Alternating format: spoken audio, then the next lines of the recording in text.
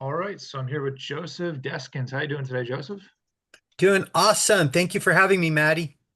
Thank you for being on, man. Why don't you give a little bit of introduction of who you are and kind of what you'd like to talk about today? Okay, very good. So my name is, of course, Joseph Deskins. I was born in Indianapolis, Indiana. My parents got divorced when I was about 5, moved out here with my mother and my little sister to San Diego, California when I was about 7. Moved around, bounced around San Diego a bit, ended up in Del Mar for junior high and high school. So I graduated high school in Del Mar. And right now I live a little bit east of Del Mar in Rancho Penasquitos. And so I've got 4 kids. I'm divorced, so I got 4 kids.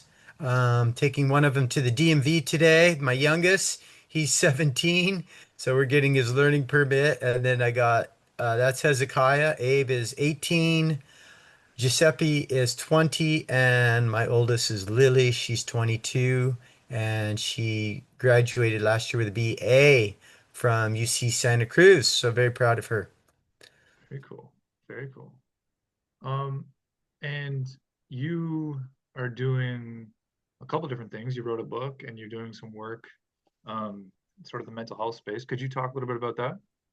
Yes. So wrote a book is my book is called Hosea, the prophet who married a prostitute, and that's published by TBN. And basically, God inspired me to write that. When was it? In like 2012. He gave that to me as a movie, so I wrote the book first, and just as I got to writing, I was kind of bouncing around all over the place and with tenses and just trying to figure out what to do. And I finally said, okay, I'm just going to write the book first and the movie second. So I wrote the book. It's out there. You can get it on Amazon and other booksellers. And working on the screenplay slash movie right now. Very cool. And just talk a little bit about what the book is about and why you Okay, wrote it. so it is a modern day telling of the story of Hosea. So, as you know, Hosea is the Old Testament prophet. He's in the minor prophets, and God told him to marry a prostitute as an allegory for his relationship with the people of Israel, who were going back and forth between him and all the different idols that were throughout the world. And so Hosea marries the prostitute. They have a few kids, bouncy relationship. She leaves him. He has to buy her back.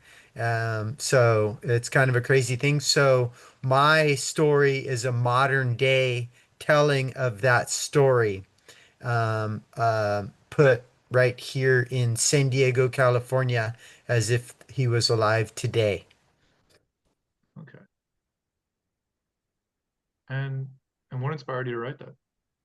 Well, actually, one day, when I got that, my habit was to get the kids, feed the kids breakfast, get them off to school, and then I would come home and pray for an hour. And so that's what I did that day. And so I was downstairs in my kitchen. Usually, what I do is just kind of walk around and pray, and that's what I was doing. And so the first half hour I was praying, I could tell things were a little bit different than normal that day.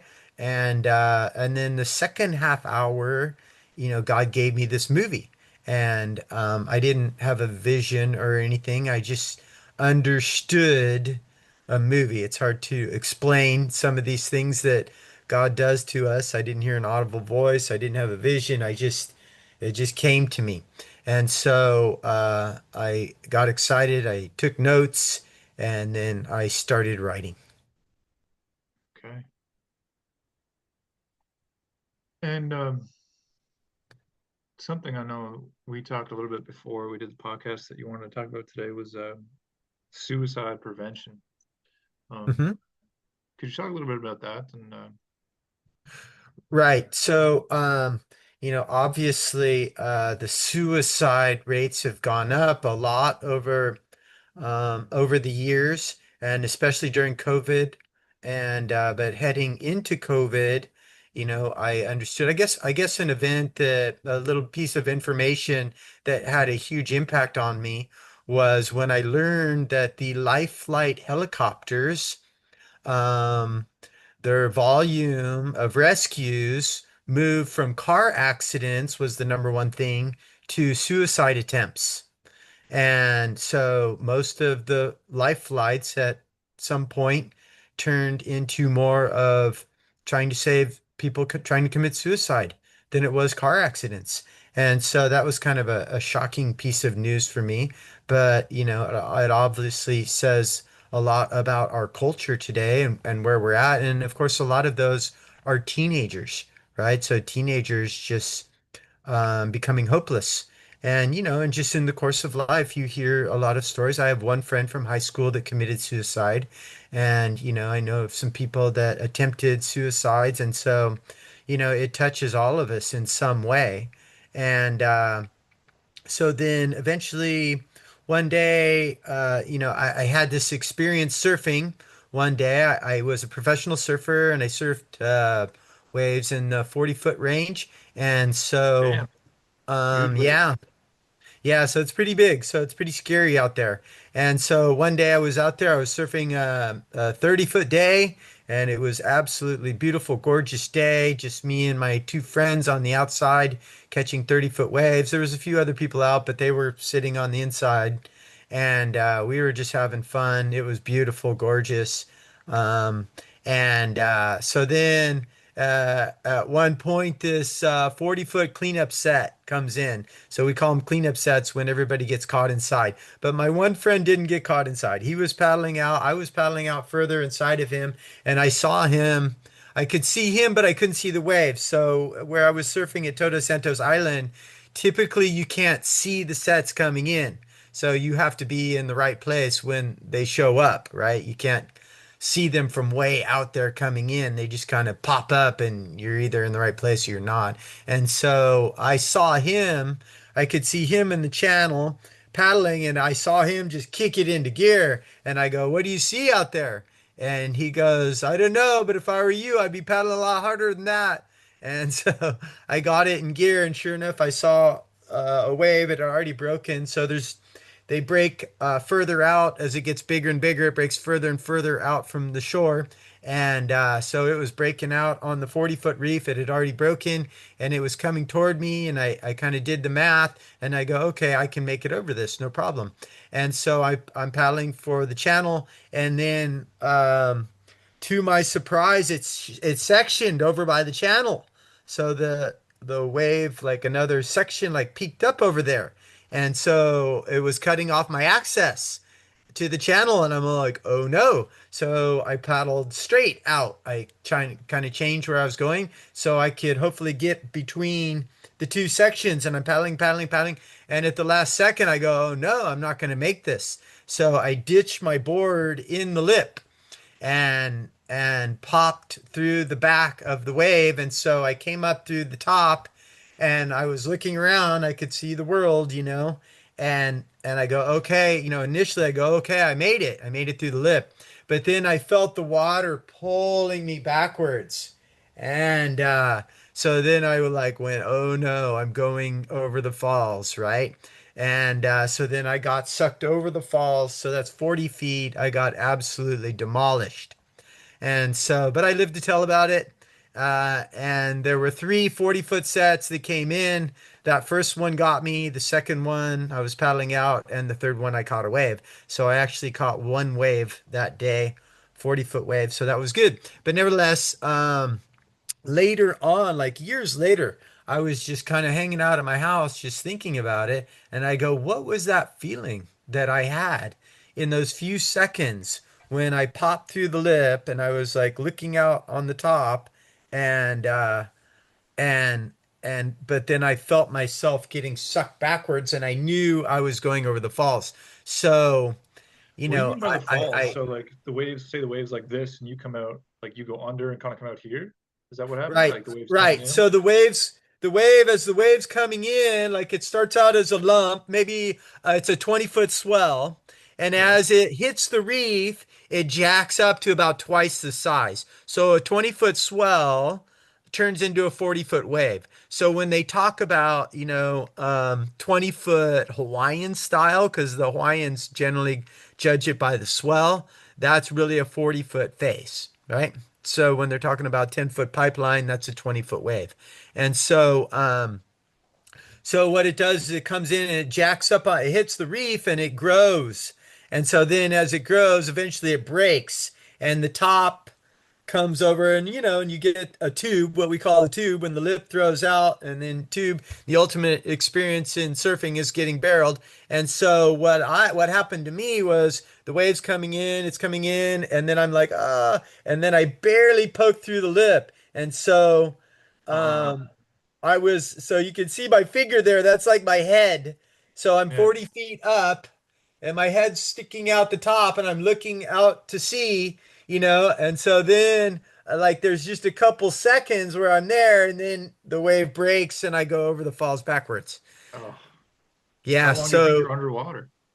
I was underwater, it seems like an eternity, but it's probably 20 seconds maybe, like cuz the waves come in intervals, right? So different swells, like it's usually I'm judging swells, 12-second intervals is what, and up is what we refer to as a ground swell. So those are usually the cleaner, longer lines, and that's good. And then 12 seconds, like 11 seconds and under is wind swell. So it's kind of a junkier swell, kind of lumpier, not quite as good.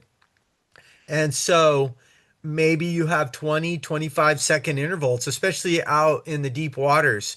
And then you figure if swell is coming in at 20-second intervals, that means when a wave peaks, and breaks, the next peak comes in 20 seconds, right? Hmm. Because waves come in sets, right? And sometimes you'll have 3 waves, 5 waves, 20 waves, every swell is different. But and so that's the peak of the swell. And before the buoy, like measuring a buoy, there's a buoy out there in the ocean, right? So the buoy rises and peaks as the swell, and then it dips down. And so that's how you count the intervals. And so there might be like on that wave, I got sucked over the falls backwards and I came up. I got, I think, a breath and a half before the next wave. The lip landed like exactly on my head, the second wave. So I was underwater. If you count the peaks and then a few seconds to get dragged. So it was like 20 seconds, 25 seconds, less than 30 seconds probably. But obviously, you're taking a very serious beating during that time. So you just got to, the thing is you have to relax. So like I tell my kids, and I've taught surf lessons over the years, the first thing I teach, the first rule of water safety is don't panic. And so that really comes into play in situations like that. And so when you panic, you tend to burn oxygen, right? And so the whole thing is just to stay as calm and cool and limp as possible and just go through it because that way you preserve oxygen. If you try to fight it, you burn a lot of oxygen, you run out of breath quicker. So you're just getting thrown around in all directions and you're like kind of disoriented and everything. Right, That's what it's like underwater. Yeah, underwater. and oftentimes, as long as your leash doesn't break, so you've got your surfboard, you've got a leash that's tied to your ankle and it's tied to the surfboard. And so you might start out with a 12-foot leash, and after you have that happen a couple times, it turns into a 20-foot leash. But anyway, it stretches, and oftentimes the board floats, right? And so when you go through that, oftentimes you find your leash, you don't know which way is up, and things calm down enough, and you still don't know which way is up, but you can do enough to grab your leash and you climb up the leash to your surfboard, which is on the top, and that's where your air is at. Wow, that's pretty intense. So Yeah, you were saying that you were thinking about that feeling on top of the lip. right. So it's just like that, those couple seconds, the calm before the storm, right? Yeah. Where like nothing's happening to me yet. but I know I'm about to get absolutely destroyed, right? Because I'm about to go over the falls backwards. And so what that was, that feeling was, it was the ultimate, deepest sense of hopelessness that I had ever felt in my life. Like just the Wow. absolute, utter hopelessness. Like I have no power to save myself whatsoever, and I know that something really bad is about to happen to me. And so, as I was pondering that, I just thought, that's the thing that I have in common with people who want to commit suicide, right? They want to end their life, and it's because they come to a place of hopelessness. They don't see any way out of their situation. And some people, it's just, their girlfriend leaves them, their boyfriend leaves them.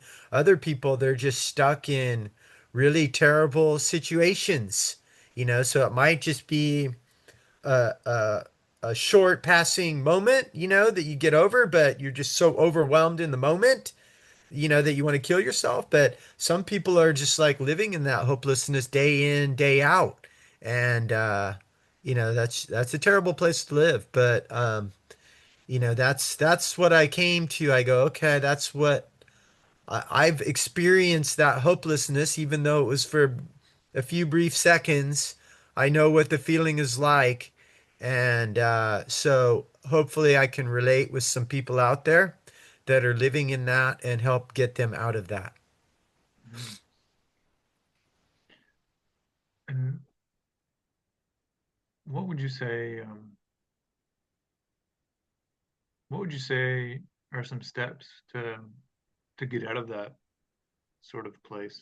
Or Well, the thing what's your is, thoughts? the biggest thing is that God has a plan for our life. And even when things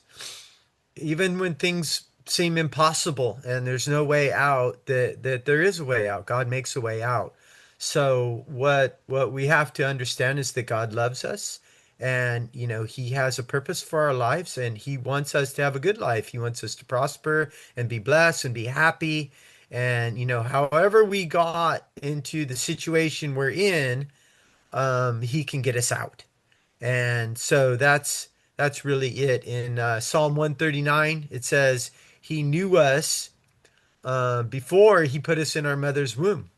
And He had a purpose and a plan for our life, and that's his goal, that's his destiny, and we can get caught up in all the things that brought us to where we're at. I was born in this family, I was born in this country, I was born, all the terrible things that may have happened to us to have brought us to the place where we're at, but that doesn't change God's purpose for our life. So however, maybe we started out, just in the worst place imaginable, and it didn't improve from there. Or maybe things happened by our own decisions or other people's choices that put us in a bad place, a place of hopelessness, but ultimately God has a purpose for our life, and he can get us out of that place and into our purpose where, we have fulfillment in our lives. Right.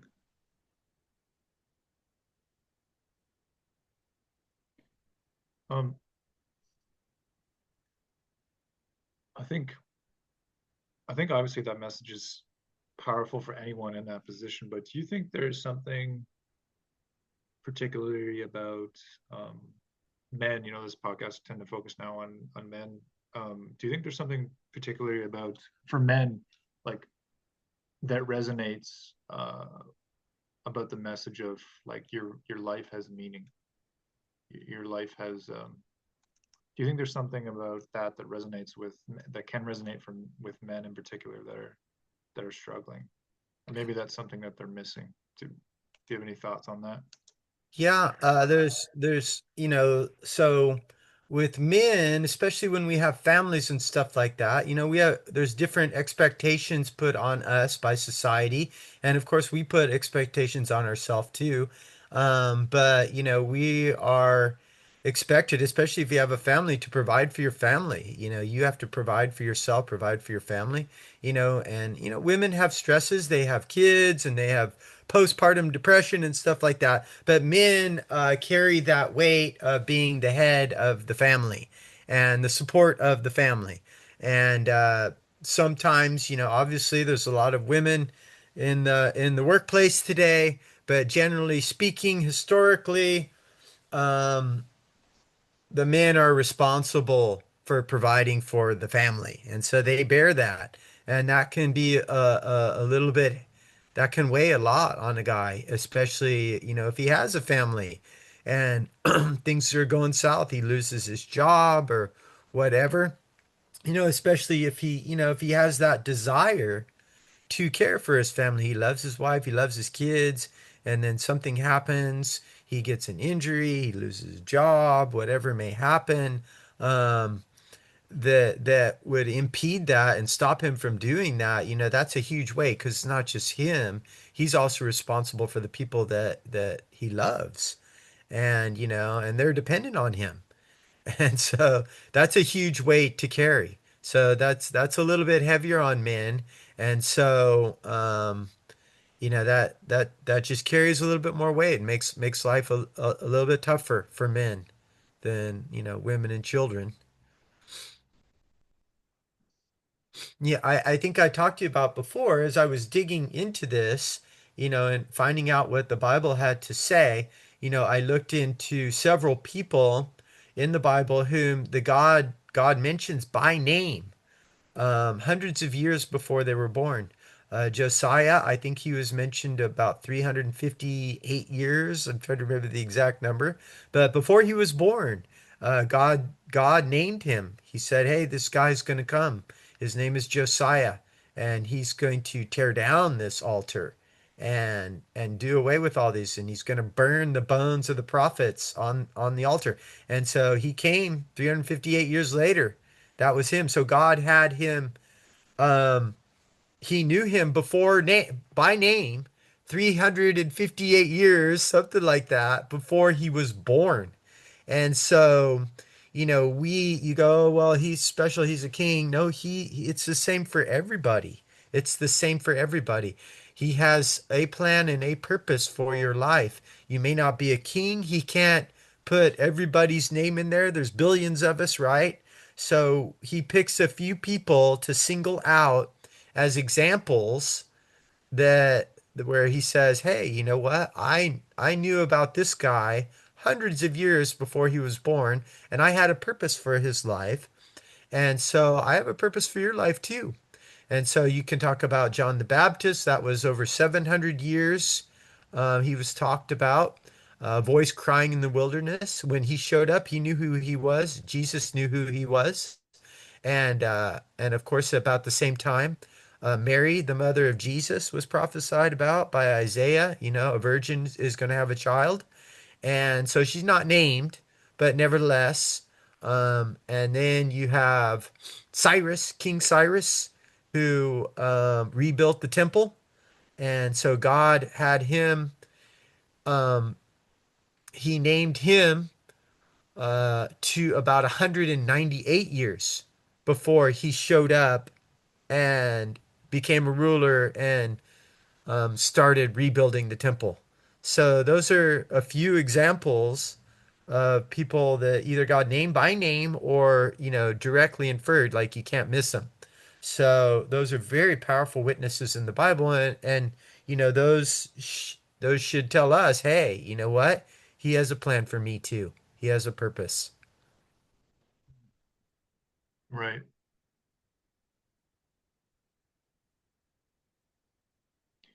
right. I think uh I think for young men too, like um having some reassurance that there is a purpose, because it's easy to get lost, and I'm sure there was um throughout history, but right now, I mean, it's easy to get lost in social media and video games and porn, and there's all sorts of vices for men to get lost in. And I think just knowing that you have some sort of purpose, that there is like a path that you're being called on, that's a good one. That's meaningful. I think that I think that could be very helpful to young men, all men too, but especially young men in this day and age as well. Right. Yeah, it can be pretty tough because you get out of high school. If you don't know what you're going to do, that's a really tough place. It's like you got your whole life and, there's a lot of expectations heaped on you, and especially, Yeah, parents take different positions with their kids, yeah, Some are just like, okay, well, let's feel this out, what do you want to do? What do you feel? Others are like, I want you to do this. You have to be a doctor, you have to be a lawyer, and so they put the heavy on them. And yeah. so that varies from family to family, but nevertheless, either way, it's very challenging. If you have a good direction, you have a plan, you already know what you want to do, then that makes things easier. But, even then, you have to make your way. You have to go step by step, and, there's pitfalls along the way, and, there's ebbs and flows in life. But yeah, it is important to know that God has a purpose, and if you can hook up with that purpose, that is really where your fulfillment is going to be. Hmm.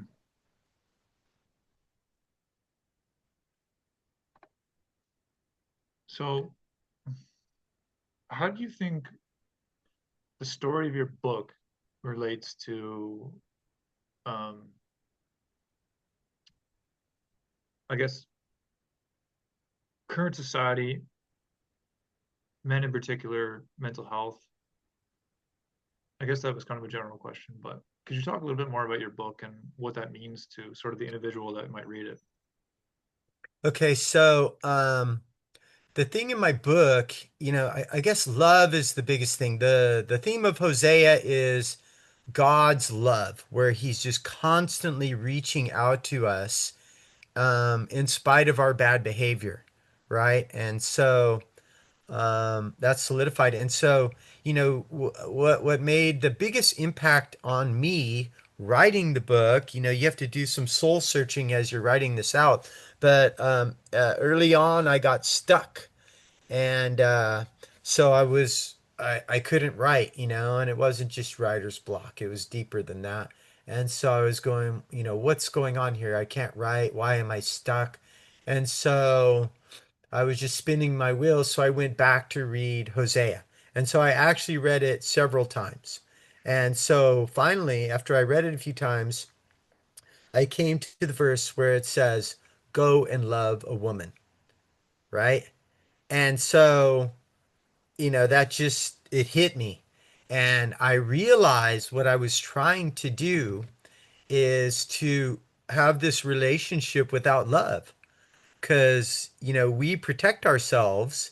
He knows in advance that he's marrying a prostitute, right? And that she's going to be leaving him, right? And that's what the whole allegory is. And so in my mind and in my heart, I was protecting him. I was saying, okay, well, we're not going to love this woman, right? Because we're going to protect ourselves. I'm going to protect myself, right? I'm thinking about myself as I'm writing this. How would I do this? I know in advance, terrible stuff about my relationship already before it starts. I'm going to have this woman running around on me. And and so what would I do? And so I put myself in his position and I said, okay, I'm gonna not love her.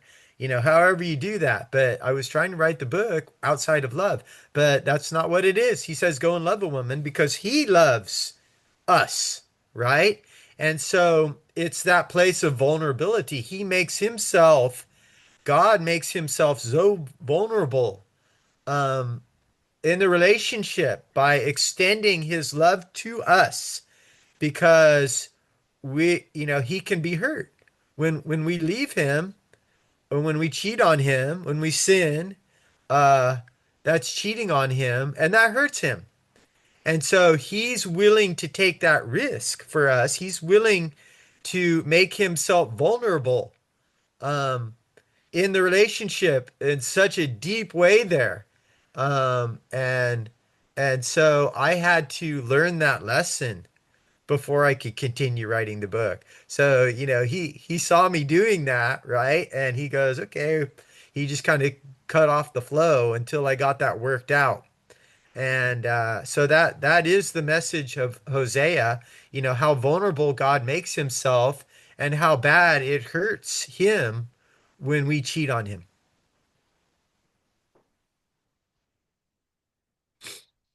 So it's an example of love, how to be Right.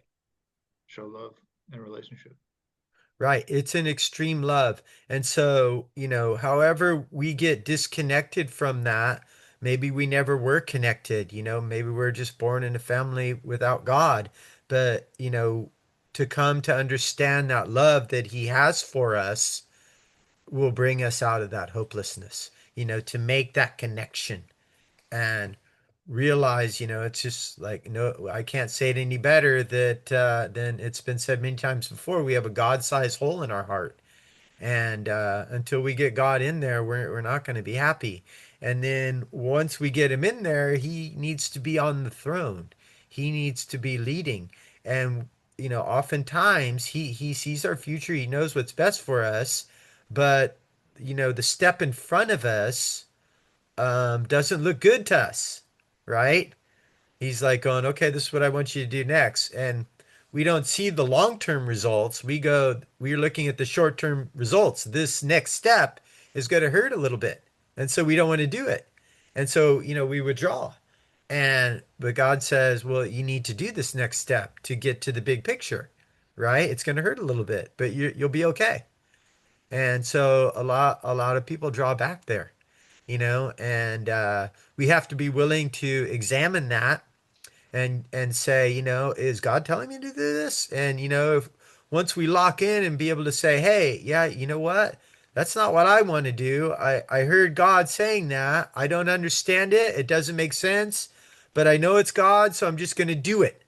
And that's the place where we make a connection God. It's without faith it's impossible to please him. And he's looking to and fro throughout the earth for people that he can move on their behalf. And so, whatever mess you're in, he can get you out of it. That's it's beautiful, man. Um, maybe maybe we'll just wrap up with this final question. I'm curious about this. Do you think that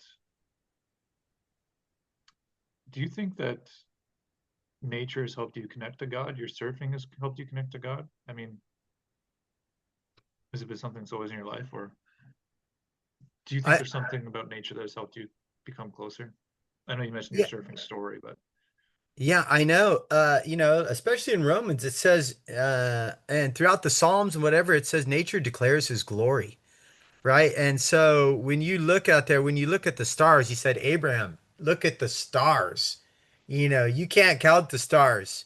Your descendants are gonna be more than what you see up there in the stars. And so, we have a very limited view. There's trillions of stars and planets out there. The space telescope is reaching way out there. What is it? 13.2 billion light years.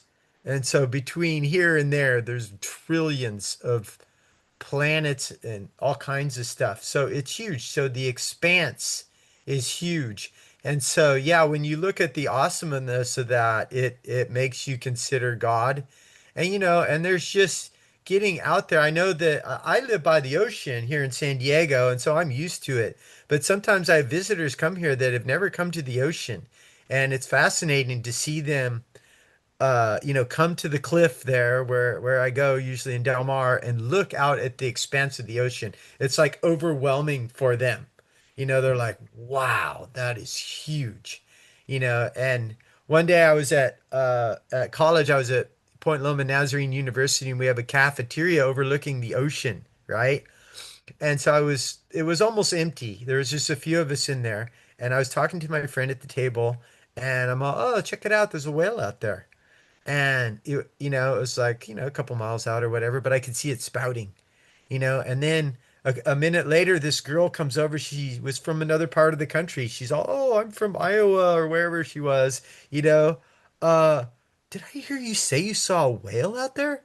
And I go, "Yeah, it's right out there. Go watch. It has to breathe every 8 minutes, and it usually spouts less than that. But nevertheless, just watch." And sure enough, it spouted, and she was like, "Wow!" And she started crying. She's like, "That is amazing." She's like there crying, and I'm like, "Oh my goodness," and I've seen so many whales during my lifetime. I've been just like less than 20 feet from a whale out surfing. And so, for me, it had become almost common, not quite common. It's still pretty cool. But for her, she'd never seen one, and it was just awesome. It was overwhelming for her. So, yeah, the heavens and the earth declare his glory, and there's definitely a lot there. And surfing, any water sport is just like extremely invigorating. When you get in the water and you're moving around, it's just so invigorating. It's enlivening, you know. It's just such oftentimes exhilarating, especially in surfing. There's experiences in surfing that are extremely exhilarating. Right. Um, I think I'm gonna have to pause this recording and I'm gonna send you a new link. I just Okay. realized I didn't upgrade